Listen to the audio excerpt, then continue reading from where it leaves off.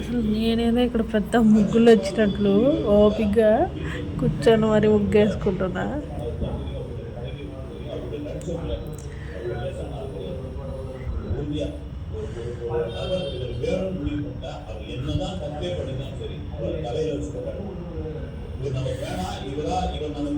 This is our Sankranti ముగ్గు. So మనకున్న చిన్న స్థలంలో నీట్గా ఇలా వేసేసుకోవచ్చు. సో నాకు ఇంట్లో ఉన్న చిన్న స్థలంలో మంచిగా ఇలా ముగ్గేసుకున్నాను అనమాట. అండ్ సంక్రాంతి అంటే చిన్నప్పుడు అమ్మ వాళ్ళ ఇంట్లో ఉన్నప్పుడు కానీ పిండితో వేస్తాం కదా, పెద్ద పెద్ద అసలు ఎన్ని చుక్కల ముగ్గులు, 40 చుక్కల ముగ్గులు అట్లా వేసేది మా అమ్మ. చాలా బాగా వేసేది. బట్ మనకి అంత రాదులేదు, మనం చూడడం తప్ప నేర్చుకోవడం లేదు. నిజంగా నేనైతే చూస్తే తప్ప నేర్చుకోలేదు. చిన్న చిన్న 5 డాట్స్, 8 డాట్స్, 12 డాట్స్ వరకు మెయింటైన్ చేయగలను. అంతగా మించి నాకు కూడా రాదు.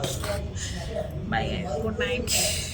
సో నేను ఇంకా అలా ముగ్గేసి వచ్చే లోపల మా కార్తీక్ 10కే పడుకునేసాడు అనమాట. మామూలుగా ఇప్పుడు హాలిడేస్ కదా, కొంచెం ఫోన్ ఇస్తాను నైట్ నిద్ర వచ్చే వరకు చూసుకుంటాడు.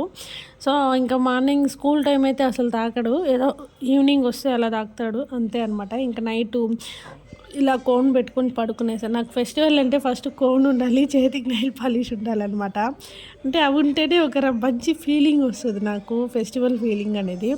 సో ఇంకా మంచి గోరింటాకు పెట్టేసుకొని వచ్చి ఇంకా వంటకి స్టార్ట్ చేశాను.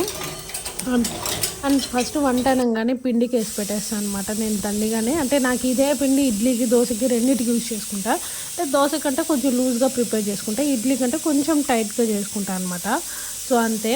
ఇంకా ఆ పిండి ఇలా ఎంతమంది వచ్చినా టక్ టక్ టక్ దోశలు, ఇడ్లీలు పోసి ఇచ్చేయచ్చు. ఫెస్టివల్ టైంలో ఉప్మాలు, ఏదైనా రైసులు అట్లా కలపడం కన్నా ఇది ఈజీ వేలో అయిపోతుంది. సో ఇంకా నేను ఒక్కదాన్ని టిఫిన్ తినాను మా ఇంట్లో, ఇంకా వాళ్ళు ముగ్గురు తింటారు, మా మామయ్య, కార్తీక్, మా వారు. సో ఇంకా టొమాటో చట్నీ చేసి అంతే, టొమాటో చట్నీ చేసి ఇంకా దోశ పోసిచ్చా. ఫర్ ద ఫస్ట్ టైం వేయంగానే దోశ బాగా వచ్చింది. మామూలుగా అయితే అసలు రాదు. ఒక 2 దోశలు అట్లా వేసి పక్కన పెట్టేస్తే 3వ దోశ నుంచి బాగా వస్తుంది. సో అన్నట్టు ఇంతకీ మీ సంక్రాంతి ఫెస్టివల్ ఎలా జరిగింది అనేది కామెంట్లో చెప్పండి. సో మా ఫెస్టివల్ అయితే ఇంతే అనమాట.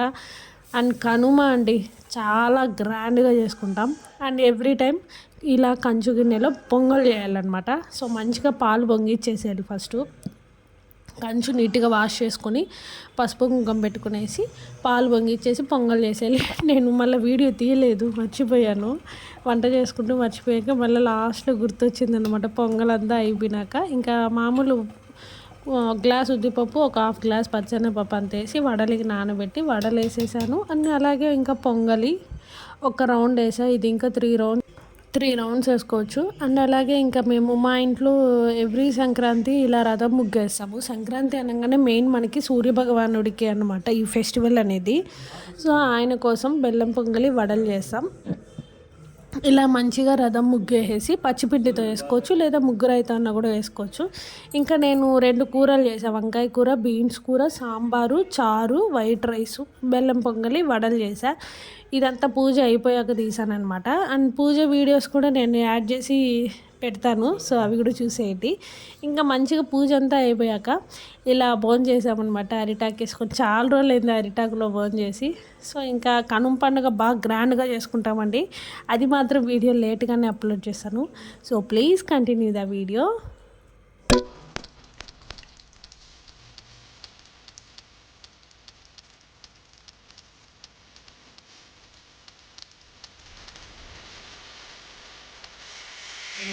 సో ఇది వచ్చేసి కనుమ పండుగ రోజు ఇంకా మేము కలవన్నాలు కలుపుతామన్నమాట. ఆ రోజుకి నేను ముందు రోజు నైట్ కొబ్బరి అన్నం కలుపుతాము, అది మిక్సీ వేసి పట్టేశాను. ఇంకా ఇది కూడా ఉడకబెట్టి పేస్ట్ చేస్తున్నా. సో పూజ వీడియోస్ యాడ్ చేస్తా చూడండి.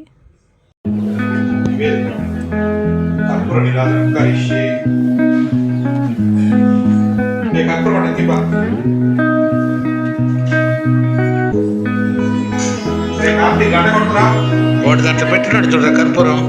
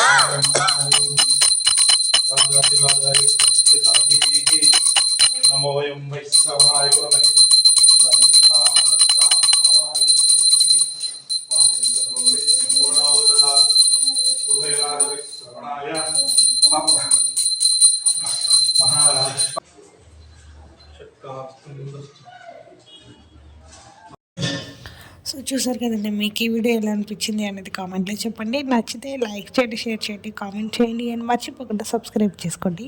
And once again happy Pongal guys, bye.